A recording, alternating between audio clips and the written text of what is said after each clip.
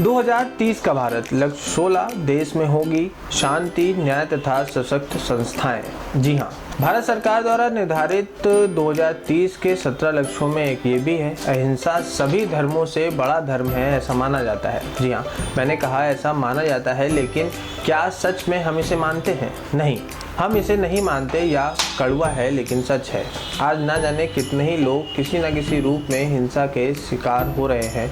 हिंसा दुनिया भर में देशों के विकास, वृद्धि, खुशहाली और अस्तित्व के लिए सबसे विनाशकारी तत्व बना हुआ है। भ्रष्टाचार, रिश्वतखोरी, शोषण, चोरी और कर वंचना आदि कितने ही विषय हैं जो चिंताजनक हैं और किसी न किसी रूप में जनहानि तथा मानहानि का रूप लेते हैं। इंसान को इस जानलेवा बीमारी ने इस कदर जकड़ रखा है कि इनका जड़ से विनाश करना मानव कल्पना से परे है।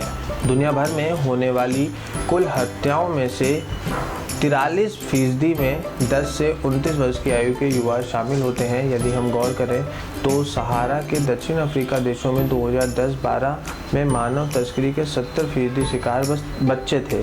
गैर जवाबदेही कानूनी और न्यायिक प्रणालियों की संस्थागत हिंसा और लोगों को उनके मानव अधिकार की बुनियादी संरचनाओं से वंचित करना भी हिंसा और अन्याय के दायरे में आता है।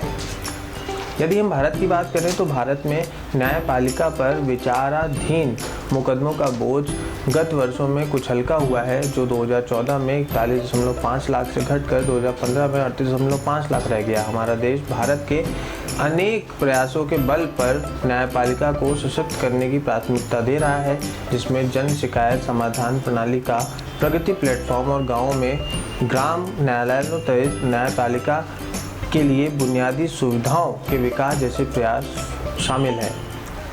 #2030 के भारत के इस लक्ष्य के अंतर्गत यह सुनिश्चित किया गया है कि देश में शांति, न्याय तथा सशक्त संस्थाएं स्थापित हों।